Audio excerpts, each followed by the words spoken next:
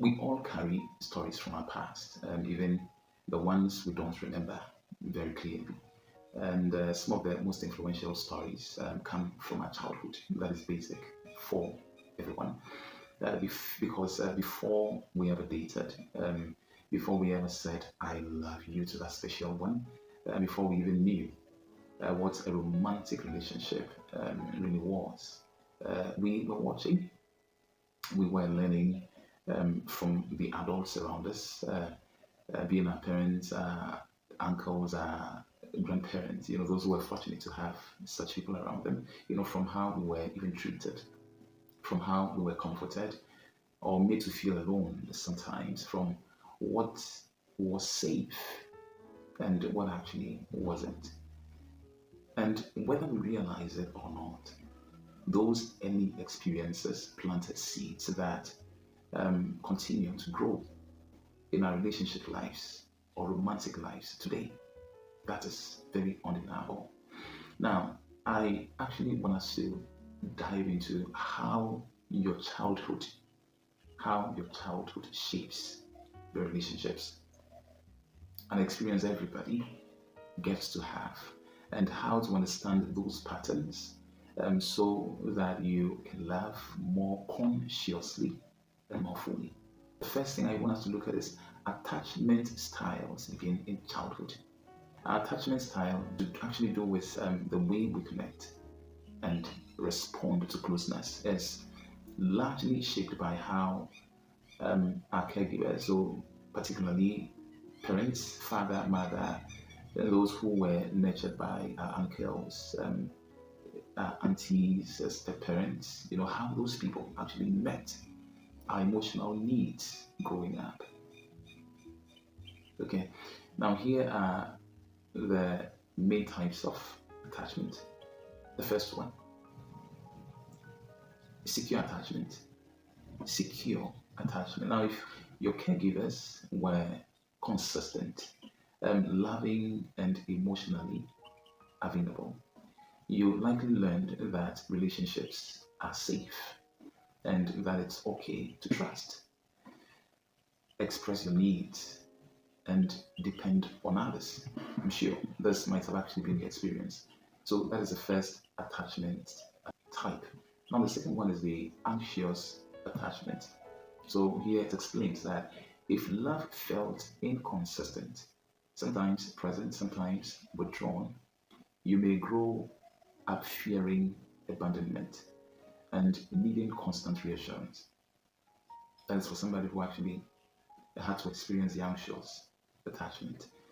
Now, the next type is the avoidant attachment. So, if emotional needs were dismissed or you were encouraged to be overly independent, where you felt you should depend on yourself, you did not actually need so much help from other people around you, then you might learn to downplay emotions and keep others at arm's length.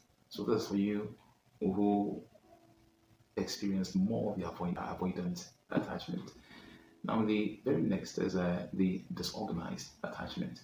So, the explanation for this is if caregivers or you had parents or guardians who were both a source of comfort and fear, you might experience chaos in relationships, both craving and fearing intimacy. So for you, you will actually have a mixed state of relationship experience. And these patterns actually don't define you forever. That is a real truth you should come to understand and admit. But they do influence how you communicate, what you expect, and how you handle emotional closeness. Now, moving away from the attachment styles, the second thing you should also take note of is you mirror the relationship you witnessed. So, what it was like between your father and your mother, what it was like between your step parents, what it was like between your uncle and his wife, or your auntie and her husband, you mirror exactly that. And so, how did your parents or caregivers treat each other? That's a question you should, bother yourself with. Was love loud or volatile? Or was it quiet or distant? Was it warm and supportive? I'm sure you were wondering what answers to give to these questions if you're asking them to yourself. Now, children are like sponges. Sponges, for washing utensils or for actually taking your bath. That is one clear description of children. Even if you didn't fully understand what was happening, your subconscious, that component of the brain or the mind, your subconscious at the time was absorbing relational patterns. So if you saw healthy conflict resolution, you may naturally use it today. Matters that were signs that things were not okay, how were resolved between your caregivers, you naturally will end up using that today, the approach used.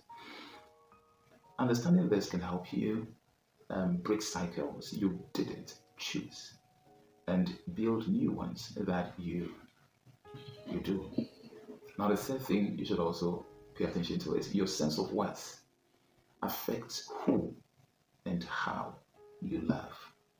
Your sense of worth affects who and how you love. If you were consistently affirmed as a child and told you mattered, you were told you were lovable, you were told you were enough, in this case, you likely bring that self worth into relationships because that was exactly what you learned. That was exactly what you had more of said to you.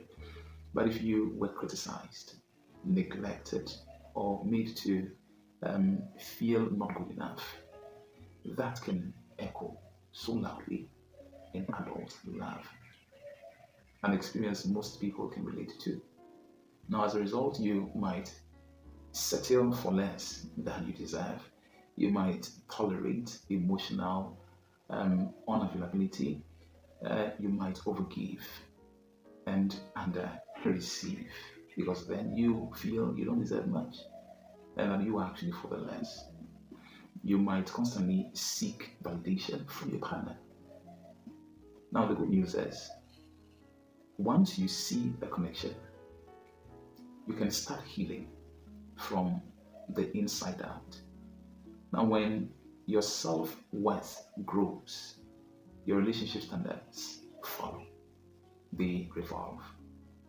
Now, the fourth thing you need to also take a close look at is you may recreate familiar emotional landscapes. You may recreate familiar emotional landscapes. Now, what is this about? So, even if your childhood was painful, even if your childhood was still familiar, and the human brain is actually drawn to what it knows, not necessarily what's healthy. So you might unconsciously seek relationships that replicate the emotional environment you grew up in. Even if it's unhealthy. Now let's just look at these few examples. So if chaos felt normal for you when you were very young as a child because you saw more of that, you might find peace boring.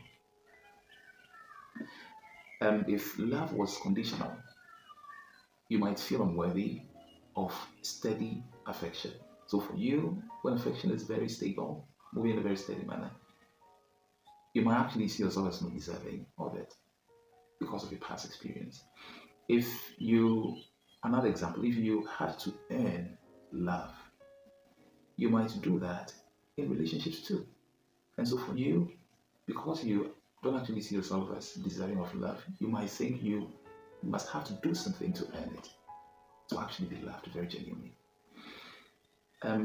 But realize that awareness is the first step to change.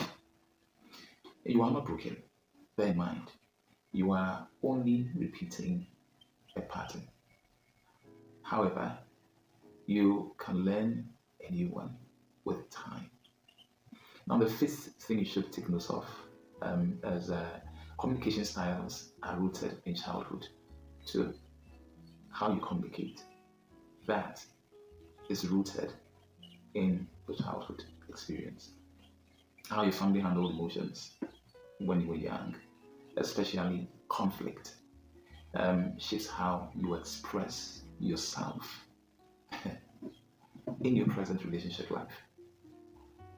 Now, did you learn to speak openly about your feelings at certain times when you felt that was necessary, where emotions swept under the rug, not to be spoken about?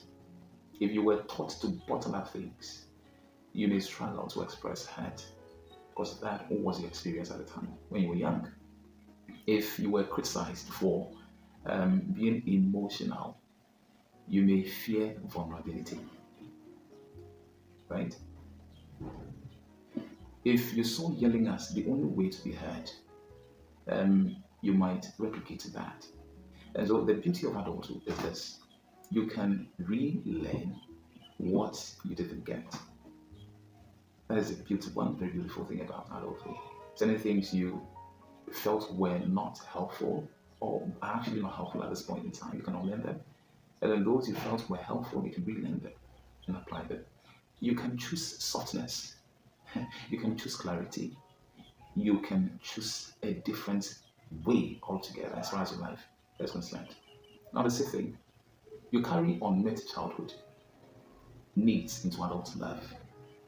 Needs that were not met when you were a child, you end up carrying them into your adult life. If your emotional needs weren't fully met in childhood, to do with attention, affection, validation, or safety, you might look for a partner to fill those gaps. This is natural, but it has a risk attached to it because no partner can heal your inner child for you.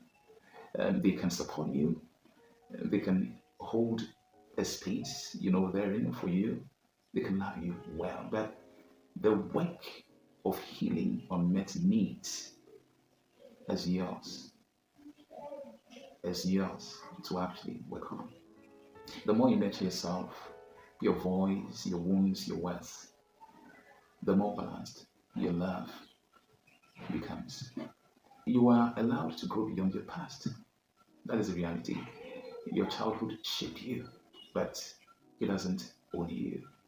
You are not bound to repeat what was modeled for you. You are not destined to carry forward pain you didn't choose. Awareness, that's powerful. It lets you love with eyes wide open, seeing your patterns, understanding your triggers, and choosing responses that align with the future you want to build. So take a moment to reflect. What did love look like in your childhood? How is that showing up in your relationship today? And what would healing, real deep conscious healing, look like for you? Because the truth is, you are not just someone's partner, you are someone's whole world. And the more you understand yourself, the more fully you can show up for them and for you. I wish you the very best. Enjoy your relationship and do all you can to make things work between you and your partner. Love always.